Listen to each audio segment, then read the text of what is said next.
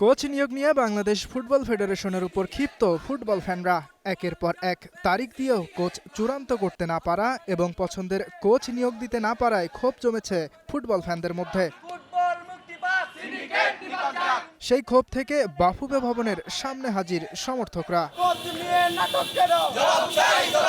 গুলির মতো একজন কোচ, যেখানে কাবরেরার প্রতিচ্ছবি, একই মুদ্রার এপিটোপিট। কাবরেরার প্রতিচ্ছবি তো আমরা দেখতে চাই না, সেক্ষেত্রে তো আমাদের কাবরেরাই ভালো ছিল। যে কোনো একটা হাই লেভেলের কোচ আসলে তো অবশ্যই তার এজেন্টের মাধ্যমে আসবে, ওই এজেন্টের এক কমিশনে একটা ব্যাপার স্যাপার আছে। এতটুকু হেরা যখন না বুঝে যখন ফাইনাল কোচ যখন যায় যে এজেন্টের ইস্যুতে ওই কোচটা বাদ দেয়, এটা আসলে বাফুফের ব্যর্থতা। এজন্য আমরা এখানে আসছি। ফুটবল ফ্যানদের পছন্দের শীর্ষে ছিল রোজারিও মিকেল।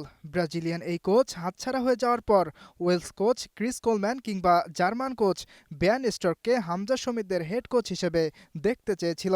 তবে বাফুফে নিয়োগ দিতে চাচ্ছে যুক্তরাষ্ট্রের কোচ থমাস ডুলিকে। তারা থমাস ডুলিকে বাদ দিয়ে তারা বার্ন স্টককে নিবে, অথবা সেই পরিমাণ টাকা খরচ করে তারা ইউরোপ আমেরিকার থেকে আরও কোচ নেওয়ার চেষ্টা করবে। আমরা আশা করব তারা যেন এখনো ভুল পদক্ষেপ না নিয়ে নেয়। আমাদের উদ্দেশ্য হচ্ছে বেয়ান স্টক বা ওনার মাপের কোনো একজন কোচ হওয়া।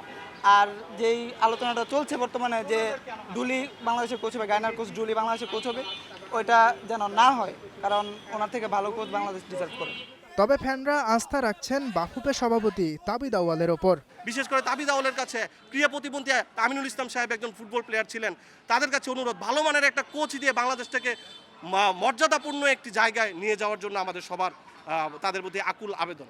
24 মে জাতীয় দলের সাথে ক্যাম্প শুরু করবেন নতুন কোচ। এই ঘোষণা দিলেও এখনও আনুষ্ঠানিকভাবে কোচ নিয়োগ করেনি বাফুফে।